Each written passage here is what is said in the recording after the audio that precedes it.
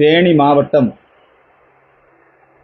காமையக்கவுண்டம்பட்டியை சார்ந்த நமக்கெல்லாம் பெருமை சேர்த்திருக்கின்ற கீர்த்தி சக்ரா விருது பெற்ற லான்ஸ் நாயக் இராணுவ வீரர் திரு மீனாட்சி சுந்தரம் அவர்கள் இல்லத்திற்கு நேரிலே சென்று அவர் ஆற்றிய வீர தீர பராக்கிரம செயலுக்காக இந்த மண்ணுக்கு பெருமை சேர்த்திருக்கிறார். தமிழர்கள் என்று சொன்னாலே வீரத்தில் சிறந்தவர்கள், நாட்டை காப்பதில் முன்னிலை வகிப்பவர்கள். காஷ்மீர் மாநிலத்தில் தீவிரவாதிகள் ஊடுருவுகிறார்கள். அந்த பயங்கரவாதிகளை எதிர்த்து போரிட வேண்டும், அவர்களை பிடிக்க வேண்டும், அவர்களை முறியடிக்க வேண்டும். 10 ஆண்டுகளாக தேடப்படக்கூடிய ஒரு பயங்கரவாதி நமது தேசத்தின் உள்ளே இந்த இடத்திலே வந்திருக்கிறான் என்கிற தகவல் கிடைத்தவுடனேயே லான்ஸ் நாயக் மீனாட்சி சுந்தரம் அவர்கள் நேரடியாக களத்திலே இறங்கினார்.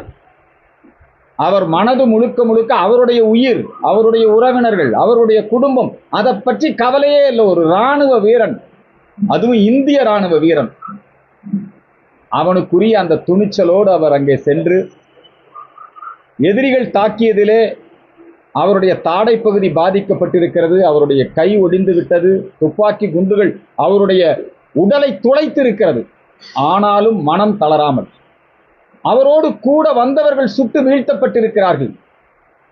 அப்பொழுதும் கூட மனச்சோர்வு அடையாமல், பயப்படாமல், அஞ்சாமல் எதிர்த்து நின்று 5 பயங்கரவாதிகளை அவர் போராடி அழித்து ஒழித்திருக்கிறார். நாட்டிற்கு பெருமை சேர்த்திருக்கிறார். இந்த தேசத்தை பாதுகாத்திருக்கிறார். இந்த இராணுவ வீரருடைய மகத்துவம் நம்முடைய லான்ஸ் நாயக் மீனாட்சி சுந்தரம் அவருடைய அந்த வீர தீர செயலிலே நாம் எல்லோரும் பெருமிதம் கொள்ள வேண்டும். பொதுவாக தேனி மாவட்டமே நேதாஜி சுபாஷ் சந்திரபோஸ் அவர்களை போற்றுகின்ற ஒரு மண். பசும்பொன் முத்துராமலிங்க தேவருடைய மண். இந்த மண்ணிற்கே உரிய வீரம் இன்றைக்கு இந்த பாரதத்தை காப்பாற்றி இருக்கிறது. ஒரு தமிழன்னா இந்தியாவை காப்பாற்றுறதுல முன்னணியில நிப்பாங்கிறத நிரூபிச்சிருக்க. நம்முடைய மாணவர்களுக்கு, பள்ளி குழந்தைகளுக்கு இந்த இராணுவ வீரருடைய இப்ப மேஜர் முகுந்த் வரதராஜன் அதை பத்தி ஒரு சினிமா படம் எடுத்தார், கமலஹாசன் எடுத்தார். நம்முடைய இராணுவ வீரர்கள் எல்லையிலே மிக கடுமையான குளிரிலே, பல்வேறு விதமான சோதனைகளுக்கு மத்தியிலே அவர்கள் பணியாற்றுகின்ற காரணத்தினால்தான் நம்முடைய தேசம் பாதுகாப்பாக இருக்கிறது, நாம் நிம்மதியாக இருக்கிறோம். தமிழகத்தை சார்ந்த நம்முடைய இராணுவ வீரர் இவங்க தான் ரியல் ஹீரோ, இவங்க ரீல்ஸ் ஹீரோ இல்லை.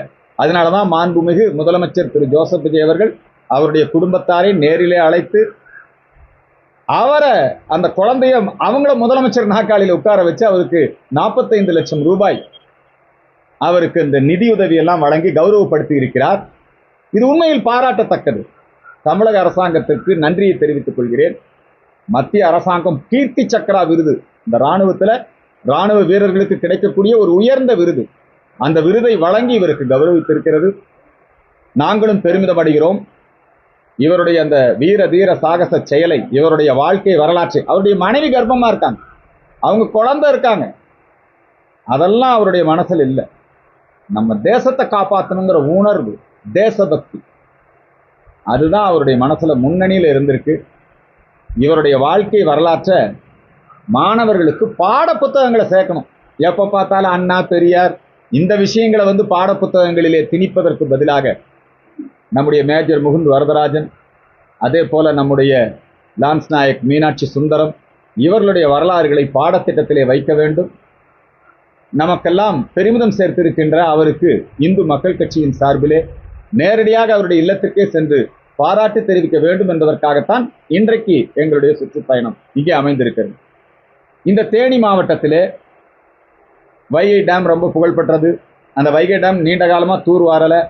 அதை தூர்வாரங்கிற போர்வையில இன்னைக்கு அங்கே மண் திருட்டு நடந்து கொண்டிருக்கிறது. ஏற்கனவே திமுக ஆட்சி காலத்துல செம்மண் திருடி பொன்முடி அவர்களுக்கு 3 ஆண்டு காலம் தண்டனை கிடைத்தது. இப்போ இங்க நிறைய மண்ணை கொள்ளையடிக்கிறாங்க. என்னென்னமோ கணக்கு எழுதி, என்னென்னமோ டோக்கன் போட்டு உண்மையிலே தூர்வாரணும். ஆனா அது வேற விதமா நடந்துகிட்டு இருக்குது. மாவட்ட நிர்வாகம் இதில் கவனம் செலுத்த வேண்டும். திரு ஜோசப் விஜய் அவருடைய கவனத்திற்கு இதை கொண்டு வருகின்றேன். மாண்புமிகு முதலமைச்சர் இது விஷயத்திலே நடவடிக்கை எடுக்க வேண்டும். இந்த தேனி மாவட்டத்தில் கஞ்சா போதைப் பொருள் அது ரொம்ப அதிகமாக இருக்கிறது. பல நேரங்களிலே தேனி மாவட்டத்திலே வனப்பகுதியிலே சென்று கஞ்சா பயிரிட்ட பகுதிகளை நாங்கள் அழித்தோம் என்றெல்லாம் செய்தி தான் பண்றாங்க. ஆனா கஞ்சா விற்பனை நின்றபாடில்லை. இந்த கஞ்சா போதைப் பொருள் நடமாட்டம் தடுத்து நிறுத்தப்பட வேண்டும். அதுபோக தேனியில மதுரை தேனி நெடுஞ்சாலையிலே அந்த சாலை விரிவாக்க பணிகளும் அங்கே பாலம் கட்டக்கூடிய பணிகளும் மிகவும் மந்தமாக நடைபெற்றுக் கொண்டிருக்கிறது. அந்த பணிகளை வேகமாக செய்ய வேண்டும். இந்த தேனி மாவட்டத்துக்கு வருகை தந்திருக்கின்ற இந்த நாள் மிக முக்கியமான நாள். இன்னைக்கு நம்முடைய தமிழ்நாட்டினுடைய எல்லை போராட்ட வீரர் சிலம்பு செல்வர் ஐயா மாப்போ சிவஞானம், மாப்போசி, மயிலாப்பூர் பொன்னுசாமி சிவஞானம், அவருடைய பிறந்த நாள் இன்றைக்கு. அவருடைய நாள் எதனால முக்கியத்துவம் பெறுகிறது என்று சொன்னால், மிகப்பெரிய சுதந்திர போராட்ட வீரர், தமிழறிஞர் சிலம்பு செல்வர் என்று அழைக்கப்படுகிறார். திருத்தணி தமிழகத்தோடு இருக்க வேண்டும், சென்னை தமிழகத்தோடு இருக்க வேண்டும். இதற்கான போராட்டங்களை நடத்திய பொழுது தெற்கெல்லை கன்னியாகுமரி மாவட்டத்தை, அதே மாதிரி தேவிகுளம், பீர்மேடு போன்ற பகுதிகள் தமிழகத்திலே இருக்க வேண்டும். ஒரு அற்புதமான நம்முடைய சட்டமன்ற மேலவையை அலங்கரித்தவர் மாப்போ சிவஞானம் ஐயா அவர்கள். சுதந்திர போராட்ட வீரர். தமிழின் பெருமை, தமிழகத்தின் பெருமையை, தேசியத்தின் பெருமையை வீரபாண்டிய கட்டபொம்மன், அந்த வீரபாண்டிய கட்டபொம்மனை, அவருடைய வரலாற்றை சுதந்திர போராட்ட வீரர் என்கிற அந்த வரலாற்றாக பதிவு செய்தவர் ஐயா மாப்போசி அவர்கள் தான். மாப்போசி அவர்களுடைய இந்த நாளிலே இந்த தேனி மாவட்டத்திலிருந்து நாம வருடத்துக்கு ஒரு முறை தான் கண்ணகி கோயிலுக்கு போகக்கூடிய நிலை இருக்கிறது. அதே மாதிரி நம்முடைய டேம் முல்லை பெரியார் அணைக்கட்டு, அங்க அதுக்கான பராமரிப்பு செலவெல்லாம் கொடுத்துக்கிட்டு இருந்தாலும் பல நேரங்களிலே அண்டை மாநிலமான கேரளம் நமக்கு அந்த முல்லை பெரியாறு டேம் குறித்த ஒரு தவறான கருத்துருவாக்கத்தை மலையாள மக்கள் மத்தியிலே ஏற்படுத்தி கொண்டிருக்கிறார்கள். நம்முடைய நீர்த்தேக்கி வைக்கும் உரிமையை அவர்கள் பறிக்க நினைக்கிறார்கள். கண்ணகி கோவிலிலே மாதந்தோறும் வழிபாடு நடத்துவதற்கான ஏற்பாடுகளை நம்முடைய தமிழக அரசு செய்ய வேண்டும். முல்லை பெரியார் அணைக்கட்டிலே அந்த அணைக்கட்டினுடைய பராமரிப்பு, பாதுகாப்பு, இந்த மாதிரியான விஷயங்களிலே தமிழகத்தினுடைய உரிமை விட்டுக் கொடுக்காமல் நாம் எப்பொழுதும் போல நம்முடைய அரசாங்கம் செயல்பட வேண்டும். இப்பொழுது அமைந்திருக்கக்கூடிய நம்முடைய ஜோசப் விஜய் அவருடைய அரசாங்கம், அவர்கள் முழுக்க முழுக்க மாநில உரிமைகளை பாதுகாப்போம், உண்மையிலே நாங்கள் வரவேற்கிறோம். அதே மாதிரி தான் மத்திய அரசாங்கத்தோடு இணக்கமாக செயல்படுவோம் என்றும் சொல்லியிருக்கிறார்கள். இந்த மத்திய அரசாங்கத்தோடு இணக்கமாக செயல்படாமல் திராவிட முன்னேற்ற கழகம், திராவிட மாடல், தீய சக்தி திமுக செயல்பட்ட காரணத்தினால் தமிழகத்திலே பல வளர்ச்சி திட்டங்கள் பாதிக்கப்பட்டது. நீங்க பாருங்க, கன்னியாகுமரி மாவட்டத்தில் குளச்சல் துறைமுகம் வர வேண்டியது. ஆனா திமுக ஆட்சி அன்றைக்கு அங்கே பாதிரியார்கள் எதிர்ப்பு தெரிவிக்கிறார்கள் என்ற காரணத்துக்காக குளச்சல் துறைமுகம் இங்க வரவிடாம திமுக ஆட்சி தடுத்தது. அந்த குளச்சல் துறைமுகம் கேரளாவுக்கு போயிடுச்சு. கேரளாவுக்கு போய் இன்னைக்கு அந்த குளச்சல் துறைமுகம் பார்த்தீங்கன்னா இன்னைக்கு ஒரு மிகப்பெரிய உலக புகழ் பெற்ற ஒரு துறைமுகமாக இன்றைக்கு கேரள மாநிலத்துடைய வளர்ச்சிக்கும் இந்தியாவுடைய வளர்ச்சிக்கும் மிகப்பெரிய அளவில் துணை நிற்குது.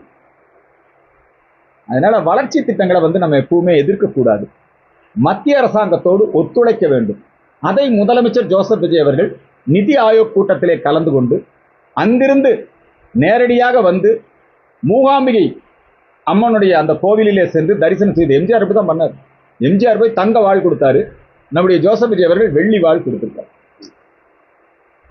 மத்திய அரசாங்கத்தோடு இணக்கமாக செயல்படுவோம்னு சொல்லியிருக்காரு. இதெல்லாம் திமுக காரனுக்கு வைத்திருச்சு.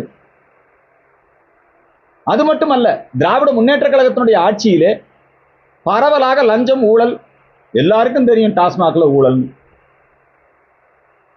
இப்போ முதலமைச்சர் பேசுகிற பொழுது சட்டசபையிலே பார்ட்டி ஃபண்ட் அப்படிங்கிற போர்வையில இந்த டாஸ்மாக்ல கான்ட்ராக்டர்ஸ் கிட்ட லஞ்சம் வாங்கிட்டு இருந்தாங்க, நாங்க அதை நிறுத்திட்டோம்னு சொன்ன உடனே திமுக காரனுக்கு ஏன் கோபம் வருது? பார்ட்டி ஃபண்ட் தானே அவர் சொன்னாரு. உடனடியாக வெளிநடப்பு பண்ண உடனே முதலமைச்சர் ஜோசப் விஜய் அவர்கள் அதே பாணியில பதிலடி கொடுத்தார். எங்க அப்பாவை காணோம், இப்படி எல்லாம் பண்ணி தான் குளத்தூர்ல நீங்க தோத்தீங்க, லஞ்ச ஊழலிலே திளைத்திருந்தது. இந்த தமிழ்நாட்டுல 11 லட்சம் கோடி கடன். இந்த 11 லட்சம் கோடி ரூபாய் எங்க போச்சு? திமுக காரன் தான் திருடி வச்சிருக்கான். ஜோசப் விஜய் அவர்கள் லஞ்ச ஊழலுக்கு எதிராக உருப்படியான நடவடிக்கைகளை மேற்கொண்டு வருகிறார். அந்த உருப்படியான நடவடிக்கைக்கு என்ன சான்றுனா, தனியார் பள்ளிகள் ஒரு பள்ளிக்கூடத்தை ரினிவல் பண்ணணும், வருடந்தோறும் போய் ரினிவல் பண்ணணும், 5 லட்சம் ரூபாய். ஆயிரக்கணக்கான பள்ளிகளிடம் வருடந்தோறும் 5 லட்சம் ரூபாய் வாங்கிட்டு இருந்திருக்கான். அப்போ வருஷத்துக்கு 400 கோடி ரூபாய் ஊழல். பள்ளிகளுக்கு அங்கீகாரம் வழங்குவதில் ஊழல். யாரு? பள்ளிக்கல்வித்துறை அமைச்சரே சொல்றாரு. அது மட்டுமல்ல, தனியார் பள்ளி அந்த நிறுவனங்களுடைய அமைப்புகள் மிக தெளிவாக அந்த குற்றச்சாட்டை முன்வைக்கிறார்கள். இப்ப நாங்க ஒரு ஜோஹோ கிராமப்புற பள்ளிகளை நம்ம மக்களுக்காக சேவை செய்வதற்காக அந்த பள்ளிக்கூடத்தை ஆரம்பிக்கிறதுக்கு கூட இவங்க 5 லட்சம் ரூபாய் லஞ்சம் கேட்டு அனுமதி தராம தாமதம் பண்ணாங்க. முதலமைச்சர் ஜோசப் விஜய் ஆட்சியிலே உடனடியாக அனுமதி கிடைத்திருக்கிறது. பணம் கொடுக்காம வேலை நடக்குது. அதே மாதிரிதான் பல துறைகளிலே லஞ்ச ஊழலை ஒழிக்க வேண்டும். உதாரணமாக மின்சாரத்துறை. ஏற்கனவே நிதி அமைச்சர் வெள்ளை அறிக்கை தாக்கல் பண்ணிட்டார். அதுல எந்த அளவுக்கு திமுக காரன் திருடி இருக்காங்கிறத தெளிவுபடுத்திட்டார். அதுக்கு அடுத்தது இப்ப மின்சாரத்துறை அமைச்சர் அவரும் வெள்ளை அறிக்கை தாக்கல் செய்கிறார். அதே போல அறநிலையத்துறை அமைச்சரும் வெள்ளை அறிக்கை தாக்கல் பண்ணார். ஏன்னா அறநிலையத்துறை அமைச்சர் எல்லா கோவில்களிலும் சென்று ஆய்வு பணிகளை மேற்கொண்டு வருகிறார். அவர் திமுக ஆட்சி காலத்தில் விடப்பட்ட கான்ட்ராக்ட் எதுக்காக? கோவில் பணத்தில் திருமண மண்டபம், மல்டி லெவல் அந்த கார் பார்க்கிங், அதே மாதிரி கோயில் பணத்தில் வெவ்வேறு இடங்கள்ல அவங்க வர்த்தக நிறுவனங்கள் இதெல்லாம் உருவாக்குறதுக்கு, காம்ப்ளெக்ஸ் எல்லாம் கட்டுறதுக்கு முயற்சி பண்ணி கான்ட்ராக்ட் விட்டுருந்தாங்க. அந்த கான்ட்ராக்ட் பூரா ரத்து பண்ணியிருக்காரு. வரவேற்கத்தக்க நடவடிக்கை. அதுல ஊழல் நடந்திருக்கு. சேகர்பாபு அவர்கள் எந்திரிச்சு இல்ல அதே அதிகாரி தான் எங்களுக்கு அந்த கார் பார்க்கிங் கட்டுறதுக்கு எழுதி கொடுத்தாரு அப்படின்னு சொல்றாரு. எதுக்காக அங்க கார் பார்க்கிங்? கோயில் பணத்துல ஏன் கார் பார்க்கிங் கட்டணும்? கோயில் நிலை முழுக்க முழுக்க கோயிலுக்கே பயன்படும். பல இடங்கள்ல கோயில் சொத்துக்களை திமுகவினர் ஆக்கிரமித்திருக்கிறார்கள். 3000 கிலோ தங்கம் உருக்கப்பட்டிருப்பதாக சொல்லுகிறார்கள். அது என்னாச்சு? இதெல்லாம் மிகப்பெரிய ஊழல் நடைபெற்று இருக்கிறது திமுக நிர்வாகத்தில். இது குறித்தெல்லாம் அறநிலையத்துறையும் ஒரு வெள்ளை அறிக்கை தாக்கல் பண்ணணும். அப்பதான் தெரியும் திமுக எந்த அளவுக்கு இந்த தமிழ்நாட்டை சுரண்டி, இந்த தமிழ்நாட்டினுடைய கனிம வளங்களை கொள்ளையடித்து. நீங்க இந்த தேனி, கம்பம் இந்த மாவட்டத்தில் பாருங்க, அன்றாடம் கேரளாக்கு கால்நடைகள் தினசரி கடத்தப்படும் சட்டவிரோதமாக. நம்ம நாட்டினுடைய கால்நடை செல்வங்கள் சட்டவிரோதமா போகுது, மாடுகள் எல்லாம். அதனாலதான் இப்ப நாங்க இந்து மக்கள் கட்சி சார்பிலே மாடுகள் பொது இடங்களிலே வெட்டப்படக்கூடாது என்று கோர்ட்டிலே மனு தாக்கல் செய்து அதிலே எங்களுக்கு சாதகமாக தீர்ப்பு அந்த தீர்ப்பை நிறைவேற்றுகிறோம் அப்படிங்கிற அந்த போர்வையில நடவடிக்கை எடுக்கும் போது என்ன பண்றாங்கன்னா அதுல மத பிரச்சனை கொண்டு நுழைக்கிறாங்க. நாங்க பொது இடத்துல மாடு வெட்டுறது தான் நாங்க எதிர்க்கிறோம். நாங்க ஒன்றும் பக்ரீத் கொண்டாடுறதுக்கு எதிர்ப்பு கிடையாது. நாங்க பக்ரீத் கொண்டாடுறதுக்கு ஆதரவு. ஆனா அதை திமுகவும் இஸ்லாமிய அமைப்புகளும் அதை ஒரு மத பிரச்சனையா திசை திருப்பதற்கு முயற்சி பண்றாங்க. இப்பவும் கேரளாவுக்கு நம்முடைய கால்நடை செல்வங்கள் தினசரி போயிட்டு இருக்கு. தடுக்கணும், நிறுத்தணும். கேரளால இருந்து அவன் என்ன பண்றான்? அங்கிருந்து குப்பைகள், கழிவுகளை கொண்டு இங்க போடுறான். கேரளா மாநிலத்தில் எந்த ஆத்துலையும் மண் எடுக்க முடியாது, எந்த குவாரிக்கு லைசன்ஸ் கிடையாது கேரளால. ஆனா இங்கிருந்து மண்ணு, கல் எல்லாம் டெய்லி கேரளா போயிட்டு. இதுக்கு கம்யூனிஸ்ட்காரன் இத்தனை ஆண்டு காலமாக கம்யூனிஸ்ட் கேரள மாநிலத்திலே ஆட்சி பண்ணி தமிழ்நாட்டினுடைய எந்த உரிமைக்கும் கம்யூனிஸ்ட்காரன் அலோவ் பண்ணவே இல்லை. இப்ப கம்யூனிஸ்ட் தோற்கடிக்கப்பட்டு சதீசன் வந்திருக்கிறாரு.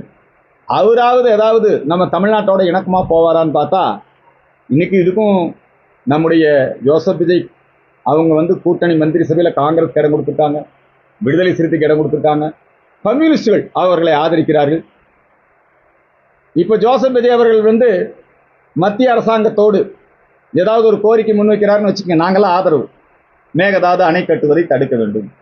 பாரதிய ஜனதா கட்சி மத்தியிலே ஆட்சி பொறுப்பில் இருக்கிற வரை நிச்சயமாக மேகதாது அணை கட்டுவதற்கு அனுமதி கொடுக்க மாட்டாங்க. பிஜேபி ஆட்சிக்கு வந்ததுக்கு அப்புறம் தான் காவேரி அந்த ஆணையம் அமைக்கப்பட்டது.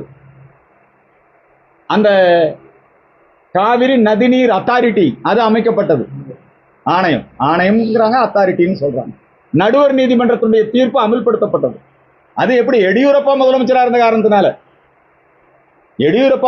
இருந்த காரணத்தினாலதான் அங்க வள்ளுவர் சிலை திறக்கப்பட்டது. காங்கிரஸ்காரர் இருந்திருந்தானா வள்ளுவர் சிலையை திறக்கிற கூட்டிருக்க மாட்டான்.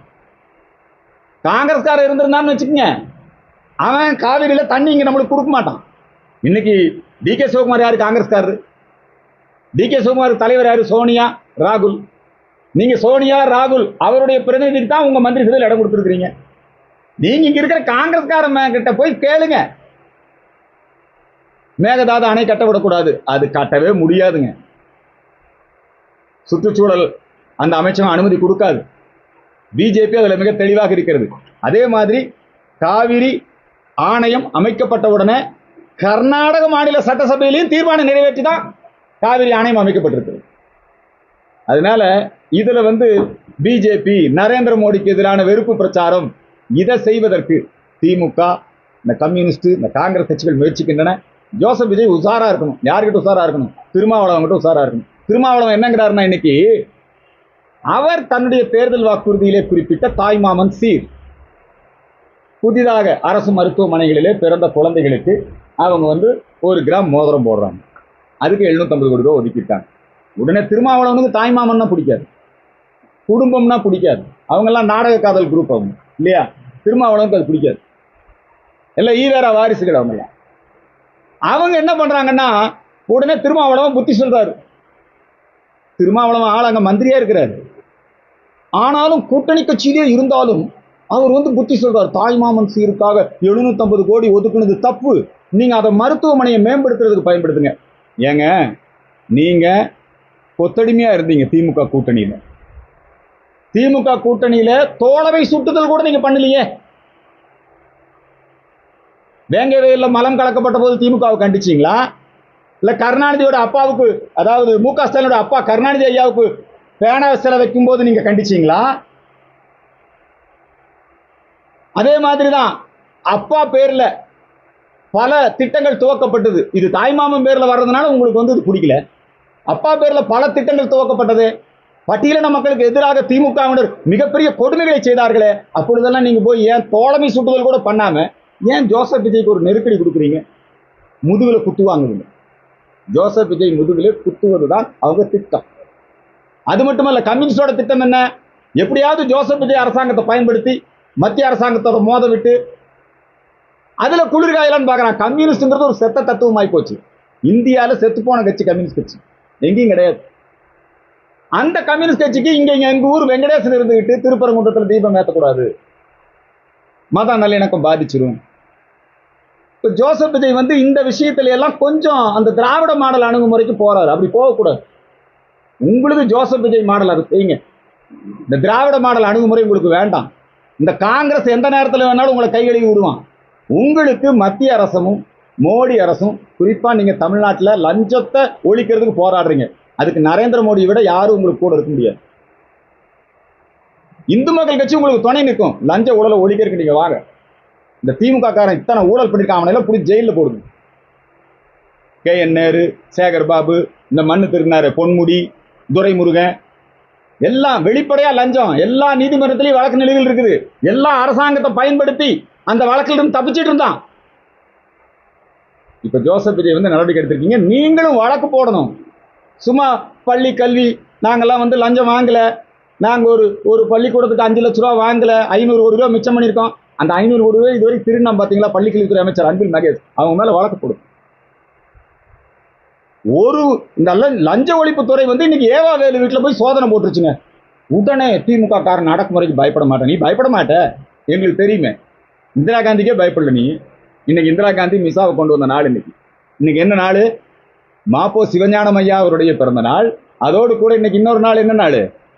இன்னைக்கு நெருக்கடி நிலைமை, இந்தியாவினுடைய சுதந்திரம் பறிக்கப்பட்ட நாள். சர்வாதிகாரி இந்திரா ஜெயபிரகாஷ் நாராயணனை, மொரார்ஜி தேசாயை, அடல் பிகாரி வாஜ்பாயை கைது செய்த நாள் இந்த நாள்.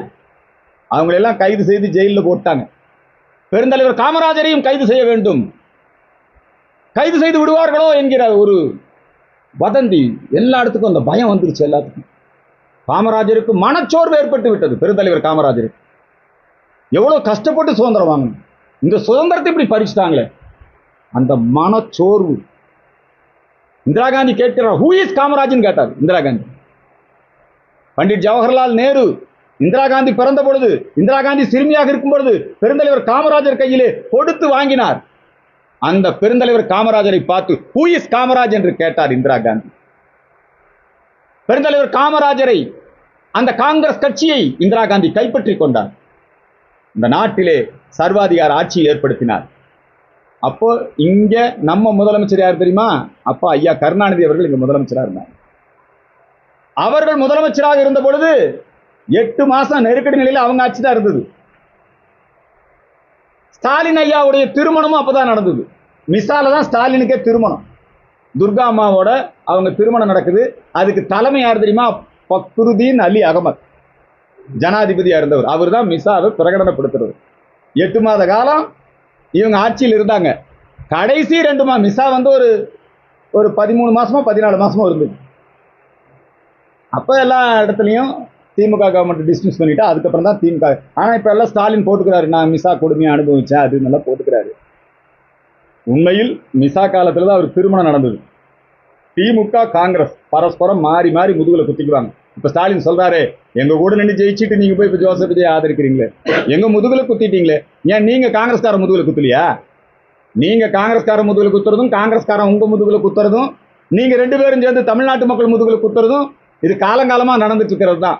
இன்னைக்கு நெருக்கடி நிலைமை, அதிலே இருந்து இந்த தேசத்தை காப்பாற்றியது RSS. நாடு முழுக்க இருக்கக்கூடிய ஜனசங்க தொண்டர்கள், RSS தொண்டர்கள் கைது செய்யப்பட்டார்கள். நெருக்கடி நிலைமையை எதிர்த்து தலைமறைவு வாழ்க்கை வாழ்ந்து அந்த நெருக்கடி நிலைமையை ஒழித்து கட்டி ஜனதா கட்சி மீண்டும் கொண்டு வந்த அந்த பெருமை RSSக்கு. 2வது சுதந்திர போராட்டத்தை நடத்திய பெருமை RSSக்கு. ஆகவே இந்த நாளிலே மாண்புமிகு முதலமைச்சர் ஜோசப் விஜய் அவர்கள் இந்த சட்டமன்றத்தில் எப்படியாவது உங்களை கேலி பண்ணணும், கிண்டல் பண்ணணும். அவங்க பேசும்போது சோபா மாடல்னு எல்லாம் பேசலாம், பொறுமையா எல்லாரும் கேட்டுக்கிட்டு இருந்தாங்க. ஆனா இவர் எந்திரிச்சு நீங்க வந்து இந்த பார்ட்டி ஃபண்டுன்னு ஊழல் பண்ணீங்கன்னு சொன்ன உடனே திமுக காரங்களுக்கெல்லாம் கோவம் வந்து உடனே வெளிநடப்பு. என்னங்க இது? இன்னும் ஜோசப் விஜய் அவர்கள் மிக சிறப்பாக செயல்பட வேண்டும். தமிழகத்திலே லஞ்ச ஊழல் ஒழிக்கப்பட வேண்டும். நீங்க வந்து அந்த திராவிட மாடலை பின்பற்ற வேண்டிய அவசியம் இல்லை. அதே மாடல்ல நாங்க திருப்பரங்குன்றத்தில் தீபம் ஏற்ற அனுமதிக்க மாட்டோம், நாங்க வந்து உச்ச நீதிமன்றத்தில் மேல்முறையீடு பண்றோம். இது என்னங்க அநியாயமா இருக்குது? திருப்பரங்குன்றம் முருகனுக்காக வழக்கு நடத்துறோம். இந்து மக்கள் கட்சி வழக்கு நடத்துச்சு. திருப்பரங்குன்றம் சிக்கந்தர் மலை கூடாது, எங்களுக்கு தீர்ப்பு கிடைச்சது. திருப்பரங்குன்றத்தில் ஆடு கோழி பலியிடக்கூடாது, சோலைக்கண்ணன் தொடுத்த வழக்கு தீர்ப்பு எங்களுக்கு கிடைச்சது. அதுக்கப்புறம் திருப்பரங்குன்றத்தில் தீபம் ஏத்தணும், ராமரவிக்குமார் தொடர்ந்த வழக்கு. அந்த வழக்கில் நீங்க பாத்தீங்கன்னா தீபம் ஏத்தணும்னு நீதிமன்றம் உத்தரவிடுது. ஆனா திராவிட மாடல் தீய சக்தி திமுக தீபம் ஏற்ற விடாமல் முருக பக்தர்கள் மீது அடக்குமுறையை கையாண்டு, அதே அணுகுமுறையை நீங்க ஏன் கடைபிடிக்கிறீங்க? அதுதான் தீய சக்தி திமுக. நாங்க தூய சக்தின்னு வந்திருக்கீங்களே, நீங்க அதே அணுகுமுறையை கடைபிடிக்காதீங்க. நீங்க பொதுவான ஆளா இருங்க. உங்களை பொதுவான ஆளா இருக்க விடாம திமுக காரன் பண்ணுவான், எல்லா சதி வேலையும் செய்வான். அதனால இந்த திராவிட மாடல் கொள்கைகளை நீங்கள் பின்பற்ற வேண்டாம். உங்களுக்குன்னு ஒரு மாடல், மக்கள் உங்களை நம்பி வாக்களிச்சிருக்கிறாங்க. நீங்களும் வந்ததுக்கு அப்புறம் லஞ்ச ஊழல் ஒழிப்பு அந்த விஷயத்துல சில சிறப்பான நடவடிக்கைகளை மேற்கொண்டிருக்கிறீர்கள். அதையெல்லாம் இந்து மக்கள் கட்சி வரவேற்கிறது. குறிப்பாக தேனியிலே இந்த தமிழகத்திற்கு, இந்த தேனி மண், இந்த பூமிக்கு பெருமை சேர்த்திருக்கின்ற லான்ஸ் நாயக் மீனாட்சி சுந்தரத்தை கூப்பிட்டு கௌரவித்திருக்கிறீர்கள் ராணுவ வீரரை. அதற்கு எங்களுடைய பாராட்டையும் நன்றியும் தெரிவித்துக் கொள்கிறோம். இன்றைய நாளிலே இந்து மக்கள் கட்சி சார்பிலே இங்கே 200 ஏழை பள்ளிக்கூட மாணவர்களுக்கு கம்பம் பகுதியிலே பெருந்தலைவர் காமராஜருடைய ஜூலை 15 கல்வி ஒழுக்க நாளாக நாங்கள் கடைபிடிக்கிறோம். அந்த தினத்தை முன்னிட்டு ஏழை குழந்தைகளுக்கு இலவச நோட்டு புத்தகங்கள், சீருடைகள், அதே போல கல்வி பொருட்கள் ஆகியவற்றை வழங்கக்கூடிய நிகழ்ச்சியும் நடைபெற இருக்கிறது. இது சம்பந்தமா உங்களை மாதிரி தான் நானும் இந்த செய்தியை கேள்விப்படுறேன். மேகமலையிலே பாரம்பரியமாக வாழ்ந்து கொண்டிருக்கக்கூடிய மக்களுக்கு உரிய பாதுகாப்பை, அவர்களுடைய வாழ்விடங்கள், பொதுவாக வனப்பகுதி மக்கள் இருக்காங்க இல்லைங்களா, அவங்கள அந்த வனத்திலே இருந்து வெளியேற்றுவது அப்படிங்கிறது அது சரியான நடவடிக்கை அல்ல. இது குறித்து மாவட்ட நிர்வாகமும் மாநில நிர்வாகமும் உரிய கவனத்துடன் பரிசீலித்து அந்த வனப்பகுதி மக்களை, பழங்குடியின மக்களை பாதுகாப்பதற்குரிய நடவடிக்கை எடுக்க வேண்டும்ங்கிறது பொதுவானது தான். இன்னும் அது சம்பந்தமான முழு விவரங்களை தெரிந்து கொண்டு உங்களுக்கு